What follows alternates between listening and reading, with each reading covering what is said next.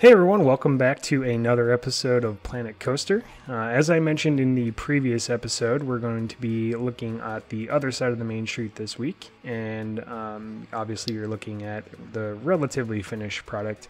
There's still some odds and ends that I need to tidy up here and there, but it's mostly finished for this episode. So a couple things that I'm going to point out that aren't in the time-lapse is I'll show you kind of how I built this dome. It took me, and I'm not exaggerating, it took me like 8 hours to build this thing. So that could be almost an episode in and of itself, which would be incredibly boring. So we'll just kind of dissect that a little bit. Also, this sign is not in the time lapse as well, and that's because it took a ton of trial and error. I don't really know how long it took me, but it took a lot of time, and none of the footage really I could compile to make it into a decent time lapse, unfortunately. So, and also shout out to Masked Bandit, whom I think most of you probably know at this point from the Bro Coaster series. He's really good at making custom signs, and so I've been trying to improve that area. I'm not great with signs, and I'm not great with using the art pieces for signs, and so this was really my first attempt at that, and I'm pretty happy with how it turned out. This is actually based on a real restaurant in Paris, and these letters are supposed to kind of be in that type font that you see on like the metro system in Paris and on a lot of shops and things like that. So not perfect, but for the purposes, I think it looks pretty cool in this restaurant. And then also not on the time lapse are these little chairs and tables. You can't have a cafe without tons and tons of chairs and tables facing the street. That's one of the coolest things in Paris, I think, personally. I'm not completely sold on these chairs yet. I like the way that they look, from angles and stuff, but when you get them head on, the backs disappear. And so I think I might take what is the seat and copy it and just put it in the back, so that way when you're looking at it from this angle, it has a larger surface than there is now. And then I just used these little hook thingies for the base that I used for the fence around the trees as well. Also, some of the awning build is in the time lapse, but I don't think I included this part. So these are, hold on, let me get the, and excuse me, I'm getting over a cold here, so apologies if my voice sounds rough. So these are just half circle art shapes that I copied around using the same technique that I used to do the wood awning. Well, it's supposed to be a canvas awning, but these are wood pieces. The in-game awnings are really good. They're really detailed and they have great texture to them and stuff. But the problem is when you try to like put more than one side to side, they kind of overlap in a weird way because they have some creases in them. And so for the look I was going for, I just had to make my own awnings. And then this is in the time lapse, but these glass walls I really wanted to capture just because it's such a consistent look that you see in a lot of the ground floor buildings of Paris, especially the cafes. And I hadn't really done that yet. It served two purposes. One, I haven't done it yet, and two, just to add variety to the main street. I think it was a good addition. So that's stuff that will not be in the time lapse. And these are just art shapes.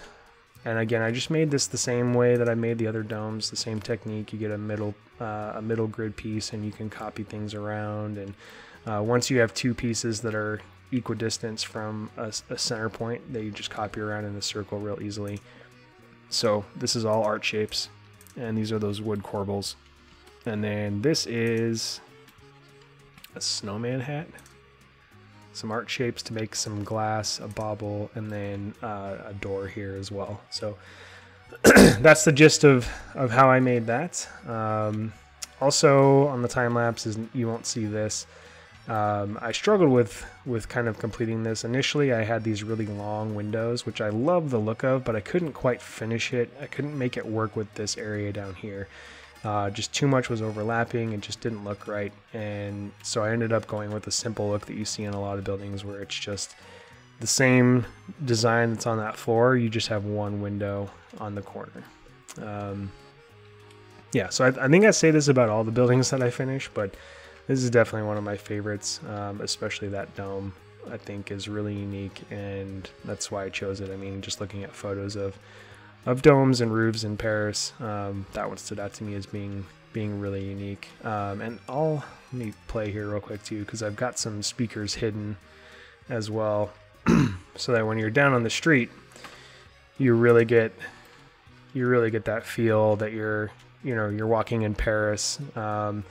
And on the stream, Free the Bear, my stream on Friday, Free the Bear suggested that I use different music in different areas, so that it gives the kind of feel that like there's different, music playing in different restaurants or something like that, which I think I'm definitely going to do. I just haven't had a chance to look at it. And then also on the stream on Friday, I made these. They're like, I think they're called Column Maurice in Paris. And they're just basically those advertising pillars that you see, and I wanted them to be sort of wayfinders for people in the park.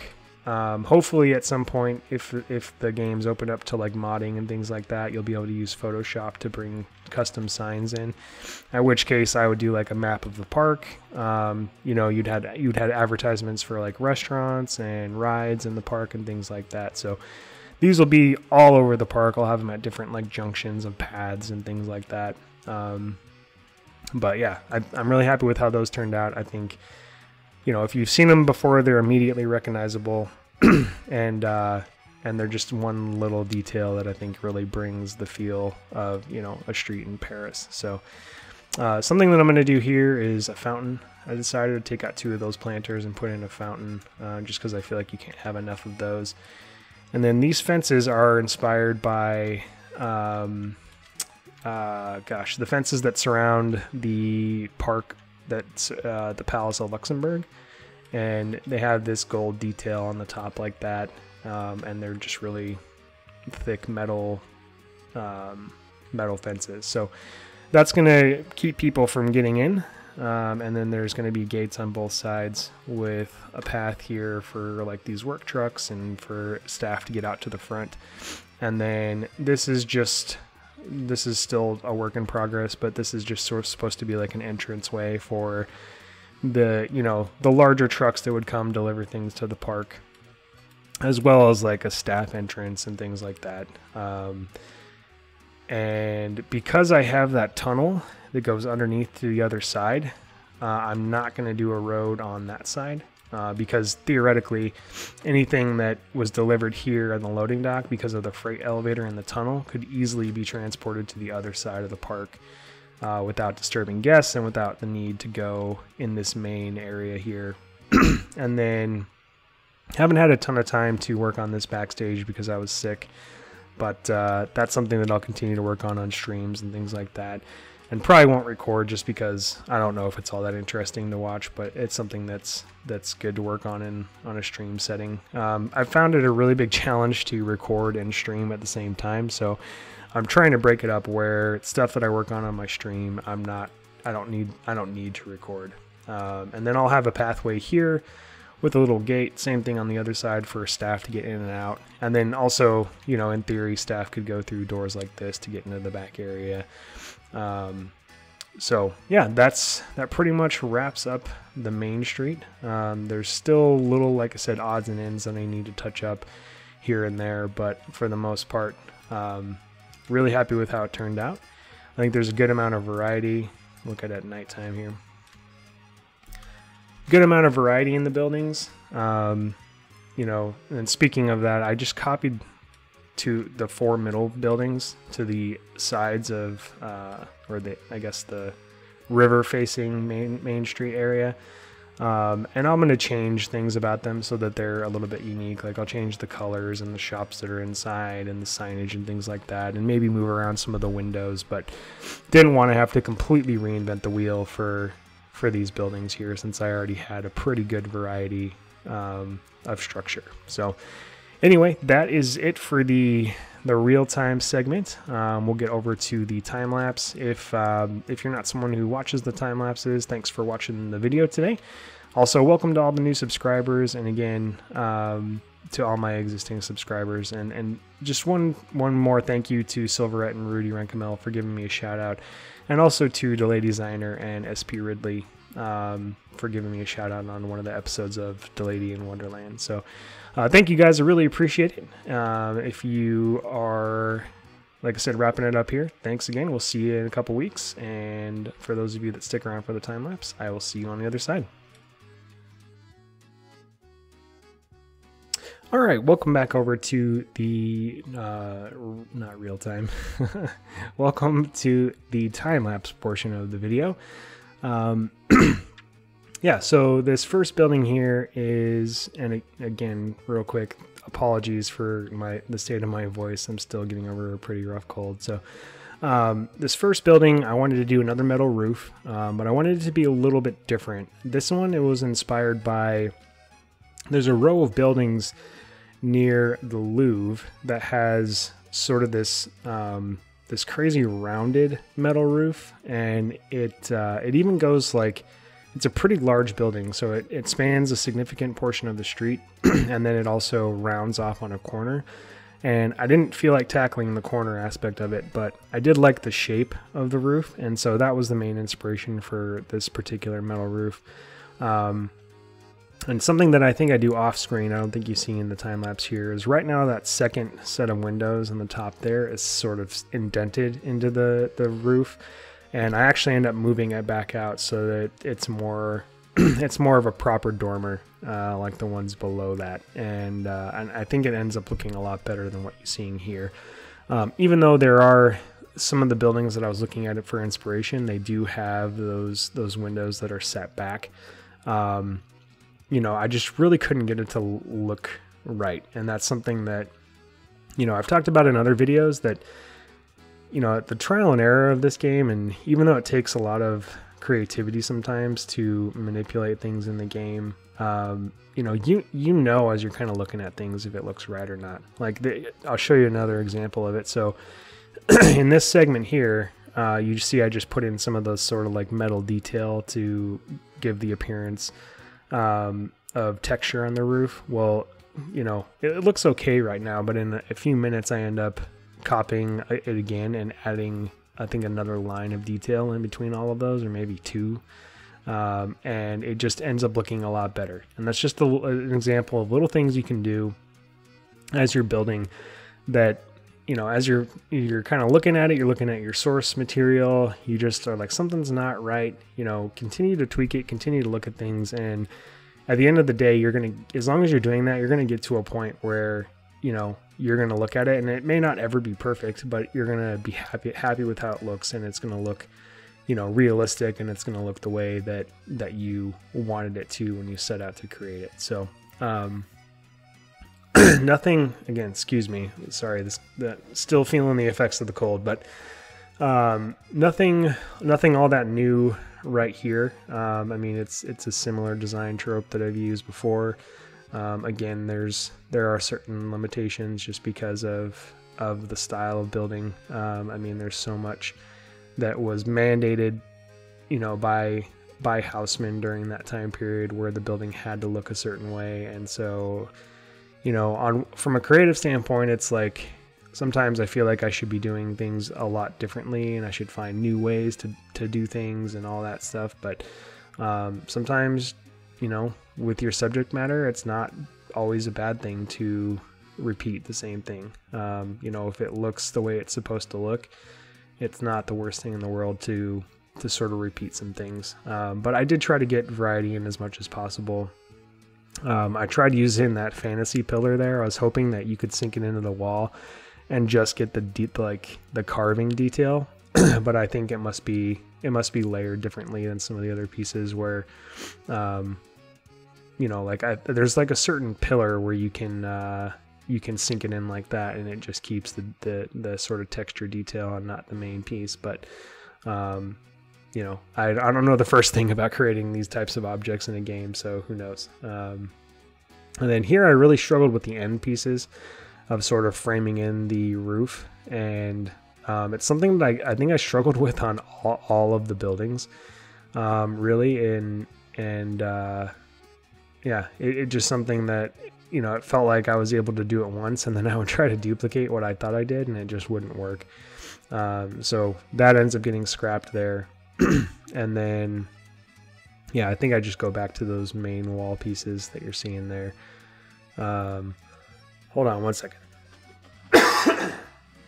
Apologies. Yeah, and one thing that I did too is I copied around those chimneys from a lot of the other buildings. I think that they look correct. And, you know, one thing that I know I could do is that there are some of those that have like a little metal piece on top to prevent rain from getting down into them. But unfortunately, with the pieces that are in the game right now, there's nothing that would really, from a size standpoint, would really make a lot of sense and would look right. So, and here's what I was talking about earlier, just adding more of those strips in, it just makes it look so much better. And it's just one little thing, one little design change, it made it look a million times better. Yeah, so the chimneys, to finish that thought, you know, I did try to change the color of some of them, and I don't think I did it at this point. So some of the little like ceramic pieces that come out of the top, you can see they're all the same color. So I went back through, I was looking at more photos, and I went back through and I made some of them a lot darker. And I just tried to mix it up and add some variation that way. And so in some of the cinematics, you'll see that, and it definitely helps to add some variety. But that's another example of what I was talking about, where it's like, yeah, ideally you would do something new every time, but if it looks right, like, don't reinvent the wheel. And there's some, you know, there's some more ornate chimneys in Paris that I could do, but, you know, like I said, I think it looks good. It looks realistic. And from, you know, just trying to save resources on piece count and things like that, it's fine. So here I just took out that building because I wanted to copy the ground floor, trying to save myself some time and not try to reinvent the wheel. I don't think I end up using this shop though again. Yeah, I end up using this one. So just kind of tidying it up here, and then I changed the color to a brown. And I believe I actually end up saving both of those ground floors though as a blueprint, so that I have it to work from in the future, that, you know, I won't have to go through this process of deleting it and changing the colors and all that stuff again. So yeah, the hitboxes on these windows that I use, or I guess they're doors, the hitboxes on the doors that I use to frame out that wood are pretty sensitive. It's similar to like the frosting, the wall frosting pieces. They're pretty sensitive, and it's hard to get all of them, you know, exact. And so I end up having to delete some pieces and then select them. And then that's one thing you can do. If you need to get to a piece you can't reach, you can delete pieces around it and then select it, and then just hit Control Z a bunch of times until you get those pieces back, and then you still have the you know, desired piece selected. So yeah, just lining it up there for the shop front, and then this made it really easy to just copy over to the other building. So if you notice, what I did was once I had just the main wood pieces without any grid pieces, I took a grid piece from the building I wanted to add it to, moved it across, and then lined up those pieces to the grid. And if you add them to the building by using the multi-select tool, you add it to the building, and then at that point, then those pieces now become attached to the grid of the building that I was working on, and then it's super easy just to copy into the ground floor. And so that saved me a ton of time from having to completely redo all of that work. You know, I know it might have seemed like a lot of effort to recolor it and everything, but it took way more time to actually build that from scratch. So, in trying to move this park along, there's different things like that I've been able to come up with and utilize, just to save myself some time and try to take stuff that I've already built and tweak it a little bit. And I know I referenced that in the real-time segment, that, you know, I copied some of those middle buildings to the side that faces the river, and I will definitely go in and, like I said, change some things, change some colors, change some windows and things like that. But overall, you know, I'm willing to bet that there's probably some of you that would have noticed had I not said anything, but I'm willing to bet that if I hadn't said anything, a lot of you wouldn't have even noticed. And that's actually another takeaway, is that as you're working on your parks, and even think about it from a guest standpoint, like there's very few, like when you go to a theme park, there's so much detail that you don't even realize is there because you're taking in the broader picture, if that makes sense. And yeah, sure, if you sit down somewhere and really like look around and take in your surroundings, you're going to notice the details. But if you're just walking through a park, walking through an area of the park, like you're not going to notice the fine details the majority of the time, unless you're the type of person that just looks for those things anyway. And I think that's one of the genius things. Like if you look at like what a Disney Imagineer does, is they exploit that. They recognize that they can draw your eye where they want it to go, and that because of that, you're going to be focusing on those things and not necessarily some maybe flaws that might be there, or conversely, you know, where they add detail and stuff like that. Most people aren't going to notice it, but it's, you know, in some areas it's still there, and for whatever reason it just feels right as you're in the area. And so that's, as you're working on your own parks, that's something just to remember, is that, you know, your theoretical guests aren't going to see that stuff, and even people that you show the park to probably aren't going to notice those details. But if you're anything like me, some of that stuff bothers you anyway, because it's like, you know, it's there. Your OCD kicks in and you know it's there, and so it bothers you. Like there was even in one of my first videos, a piece of the Hotel de Ville in the cinematic shot was like completely in the wrong spot, and I noticed it once I had rendered the final video, and it took everything in me not to go back and like reshoot that cinematic and re-render it. But it just, like, for the time that it would have taken to do that, it just wasn't worth it at all. And I don't think anyone's noticed. I mean, maybe some of you have, but it's fixed now. I at least fixed it in the park.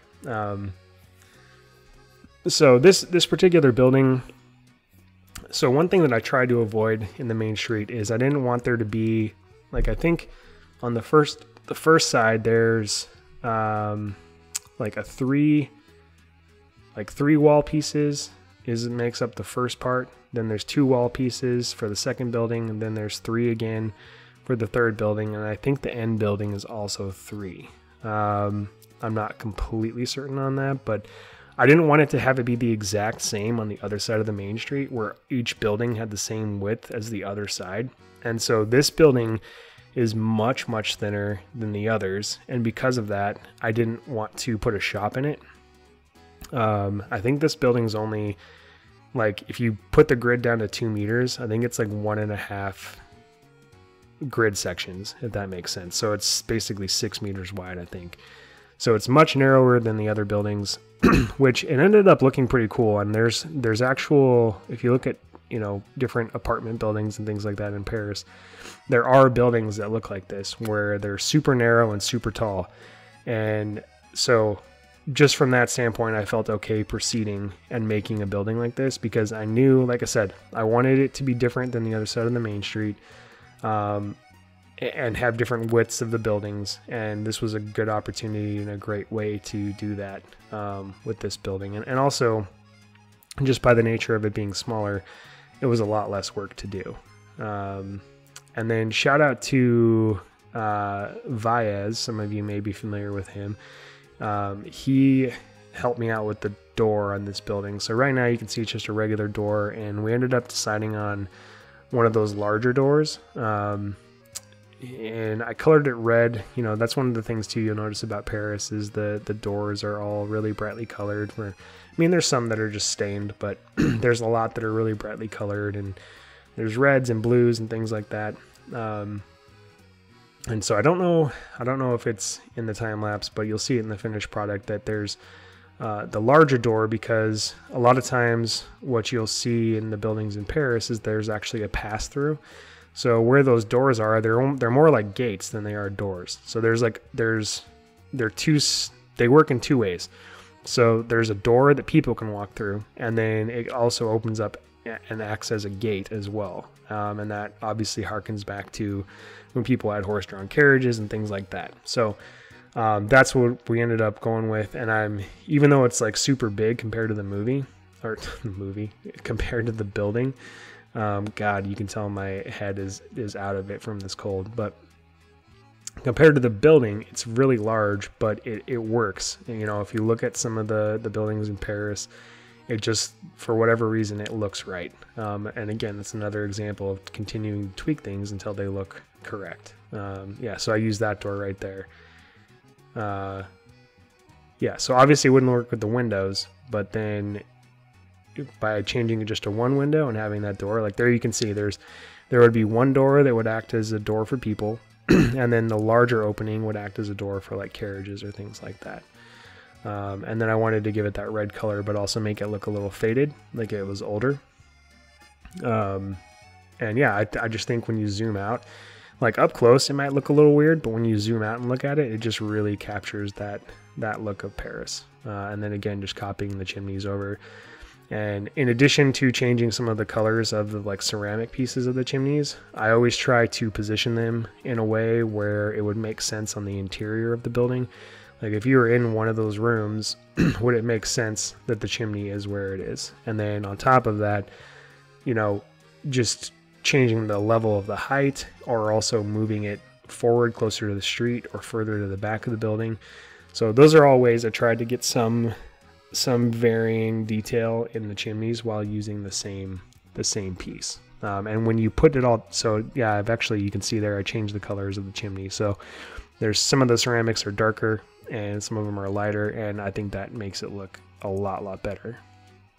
And then here I'm just using the stucco pieces to fill in those gaps. Because I built this one on such a smaller grid than the other buildings, I couldn't find a piece that would fit and make it look right. And then something I ended up changing here too. So you can see we got the corner building, the skinny building, and then that building with the wooden ground floor. And I end up swapping those two out. So you'll see that in the cinematics and in the final build of the main street here. And like I said, in the real time, unfortunately, no footage of the dome. But it was, man, I had to like quit and go back to it several times because it was frustrating. And you'll see in the cinematic here that I have those sort of drapes with the French flag on them. I liked the way those look, but someone commented on Reddit that it looked like the building was smiling, or it looked like the building had a smiley face, which I totally agree. It was 100% correct, and it ruined the drapes for me. So those are gone in the finished product. When I talked about, you know, little odds and ends that I need to add to the main street, that's one thing I will do, is go in and add some French flags. You know, I wish that there was some better flags, like actual flags in the game, so I may wait for a while and see if there's more things that come up in an update before I really get into that.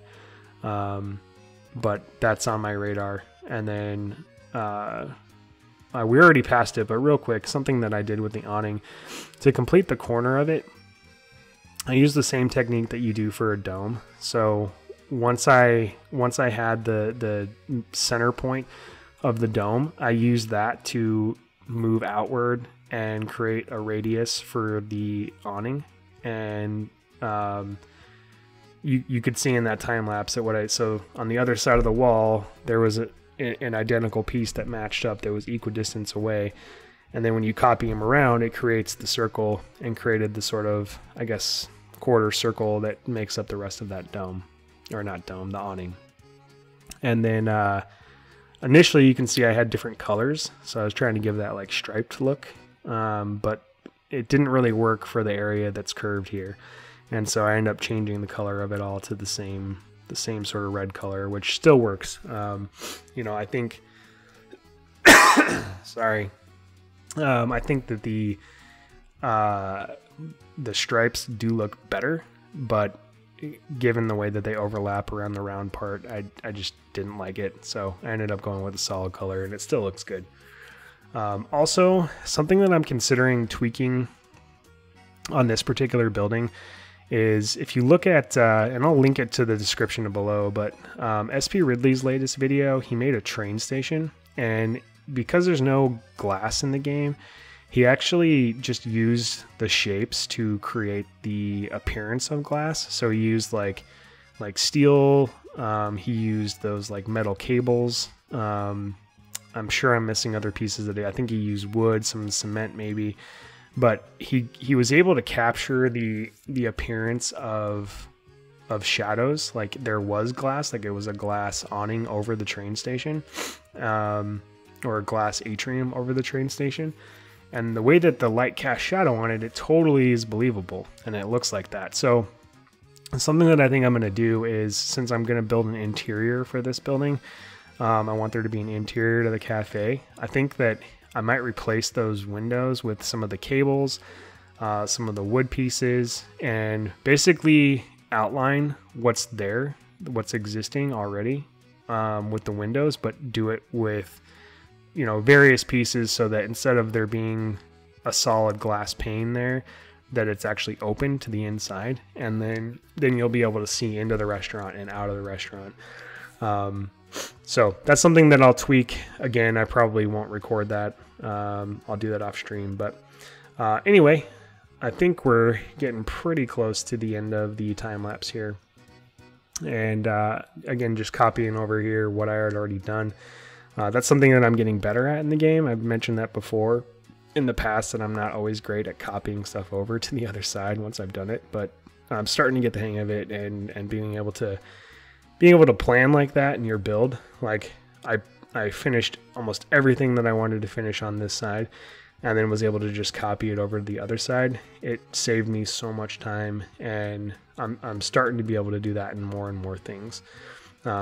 So hopefully we're able to get more done per episode as we go forward, and I continue to get better at that. But that was really, really helpful for this particular part of the building. And then what did I do here? I can't remember for the balconies on this. I think I used the similar technique that I used before. Yeah, so I used these wooden balconies along with the those metal signs that have all the intricate detail. Yeah, those right there, to give the appearance of a metal awning, or not awning, God, a metal balcony railing. And so, sorry, my brain is mush. It's still, I think I'm still all hopped up on cold medicine.